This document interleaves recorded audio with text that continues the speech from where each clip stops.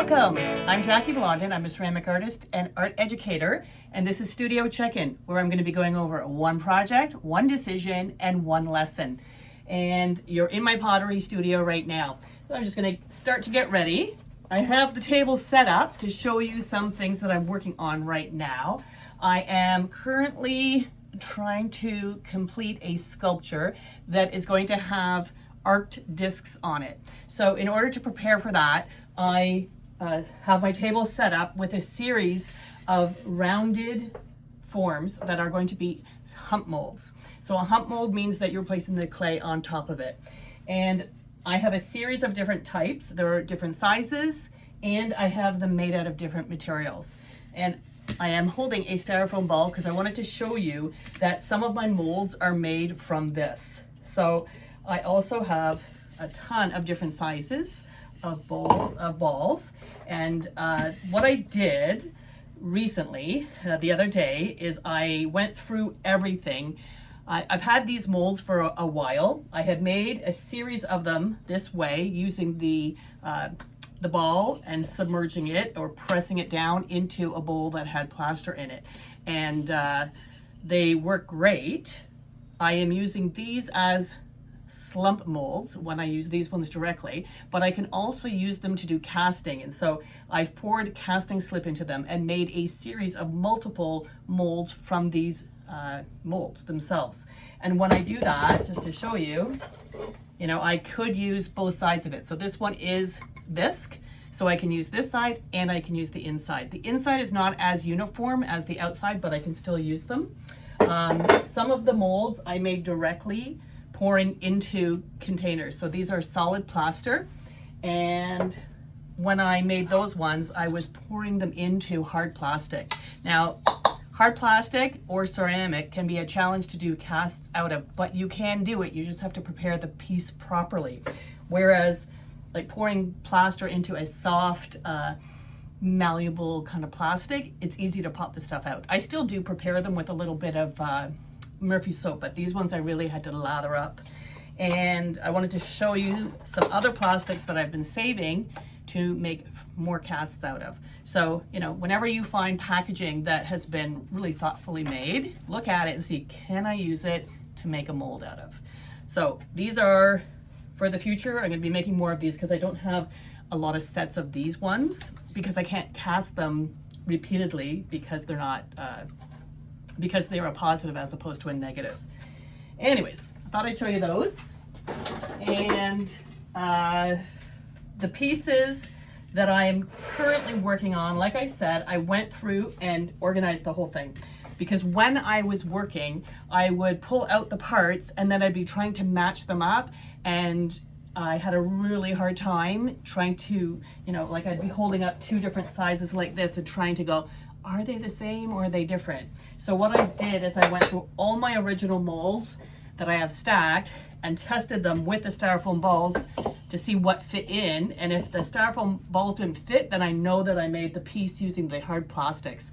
So I went through everything, and since then I've labeled everything. So just to show you up close, here is a close-up of this one. So anytime it was made out of plaster, I wrote it in pencil, and I wrote the name or the size, the circumference of the ball here.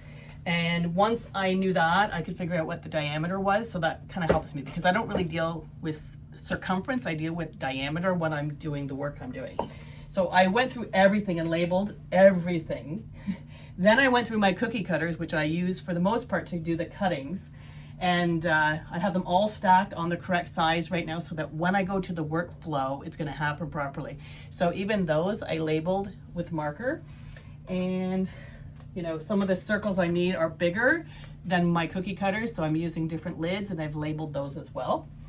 If you're searching for circles and you own some of these DR pottery forms, don't forget they're also a great measuring tool, as well as any bats that you own. So I am going to be using the this new plate that I got. I haven't used it yet for its purpose. I'm only using it to cut circles. So I'll be using that. And what else do I have?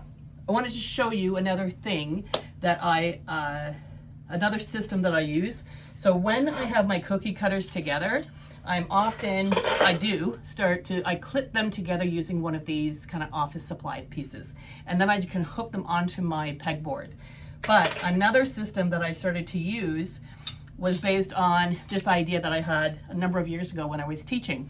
In one of the projects that we did, it required a lot of masking tape, so every table had to have a stack of tape in different sizes. And so this is how we managed it, and it was just super easy. You just carry them back and store them till the next time we need them. So we always had tape ready. And so I recently stacked a whole bunch of cookie cutters on top, and that works great too, because I can hook this to my pegboard as well. So just another tidbit of information, another helpful thing. So the other thing that I have ready today is a series of slabs that I prepped yesterday. And when I did that, I do have a slab roller, as you can see, and I put them through. They're all kind of irregular shapes because I'm using reclaim, or the clay that I'd used before that I re-wedged. And so they're not like perfect shapes. They're, just to give you an idea, they are these kind of strange shapes that come out like this. And currently they all have the canvas texture on them. When I store them day by day, I do put plastic between each layer, and that keeps them in good form before I'm ready. Right now, the clay is too thick to use, so I need to thin it out a little bit to get to the right size per shape that I'm using. And I'm also going to compress it. So when I compress the clay, I am pushing it down in multiple directions. Not only does that get rid of the texture, but it really settles the clay so it starts to learn what I'm wanting it to do. So I highly recommend that you do that. When you are preparing your slabs, try not to pick them up. Certainly don't pick them up with your fingers, but get your palm underneath one side and the other, and you can carry them vertically like this. This will cause less stress. Or if you have really fragile clay, say like porcelain, or you already know their clay body, instead of doing that, I use a series of 2 drywall boards to sandwich the stuff between, so I'm not picking it up by hand. And so when I start this is going on a drywall board. I will compress it in towards me, away, and then diagonally and diagonally again. So I kind of do a plus sign and an X. And then I pick it up, flip it over, and do the same to the other side. It's smooth, it's ready, and it's ready to go. And I will do that after I narrowed the size down a little bit, or reduce the thickness. So that's what's on my table today. The lesson is the decision I made was to prepare ahead of time, which was relabel or label everything because I didn't have it labeled before. And my lesson to you is that your workflow is going to be a lot easier when you stop guessing. So if you can create a little bit of a system for the project that you're working on, you're going to have an easier time getting it through to completion without as much frustration. So I hope that was helpful, and thanks for watching. This was Studio Check-In with Jackie, and if you want to learn more, I do have an action for you to follow, and that is to watch the YouTube video where I show you how to make this, and start collecting your spherical molds that you can use in the future, and I would love to know how you are going to end up using them. Thanks for watching.